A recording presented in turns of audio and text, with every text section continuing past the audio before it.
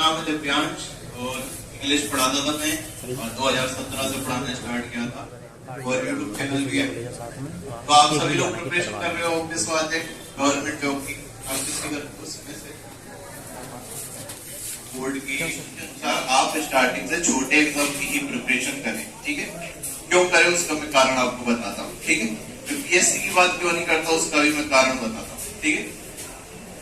तो देखो जब आप 19 से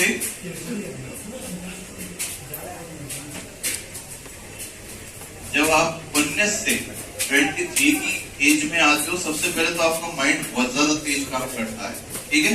आप इजीली चीजों को समझ जाते हो और इजीली से आप उसे एक्सेप्ट भी कर लोगे और आपको चीजें समझ में आएंगी, ठीक है।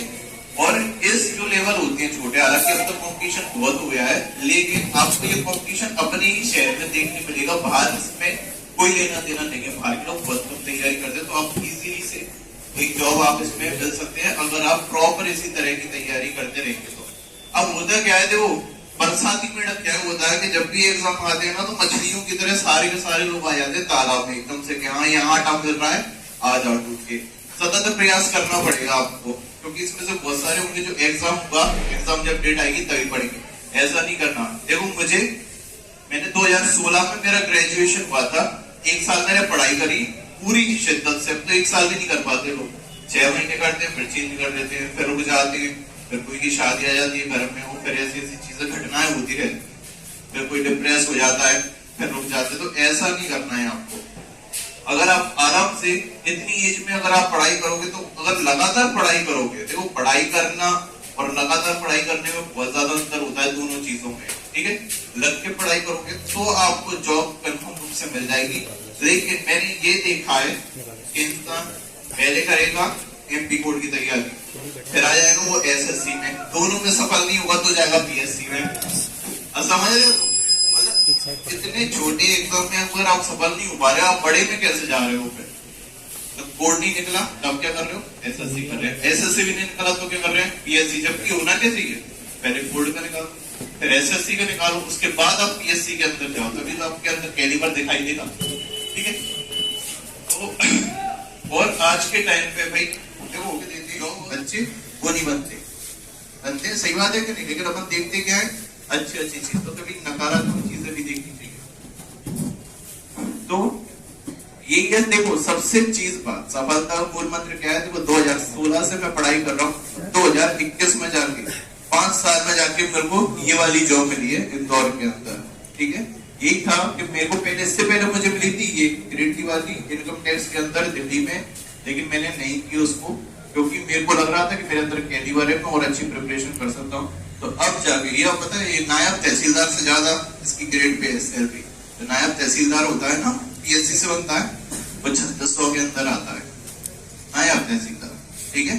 फिर प्रमोशन होके वो तहसीलदार बन जाता है, ठीक है। और ये 4200 के अंदर, इसमें मैं अभी कार्यरत हूँ, बुधवार को ज्वाइनिंग हुई थी मेरी। तो ये कि अगर आप लगातार पढ़ोगे तो आपको सिलेक्शन मिलेगा। बरसाती मेहनत बोलोगे, अरे मक्कार। और देखो मिडिल क्लास के अपने पास जैसे बिजनेस करना है, बिजनेस वही लोग करते हैं जिनके पास पैसा होता है।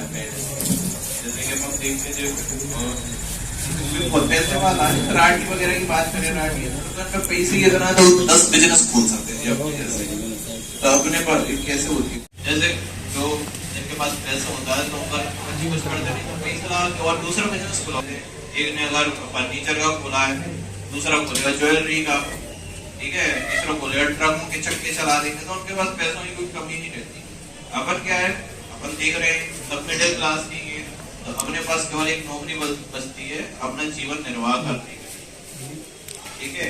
और मैं इससे देखो कोई डिमोटिवेट नहीं कर रहा, क्या है देखो एक होता है दिखाना, बात से देखे लंबी लंबी बातें करते हैं, यूट्यूब पर पहुंच जाते हैं, बहुत सारे अपनी स्टोरी बताते हैं, मैं तो घर से ही पढ़ी, मैं कहीं नहीं, ऐसा कुछ नहीं है। तो बहुत से आते हैं ना कैसे घर से ही रहकर मैं बनी कलेक्टर, तो ऐसा हो ही नहीं सकता यार, हो ही नहीं सकता कि घर से रह के वो बनी हूँ कलेक्टर, नहीं बन सकती, ठीक है। क्योंकि एक बार तो आपको जाना ही पड़ता है पढ़ने के लिए, सब जाते हैं एक बार, भले सब झूठ बोल रहे हो, सब कहीं ना कहीं जाते हैं बड़े एग्जाम के लिए, क्योंकि आपको सिलेबस ही नहीं पता तो आप कैसे बनोगे कलेक्टर।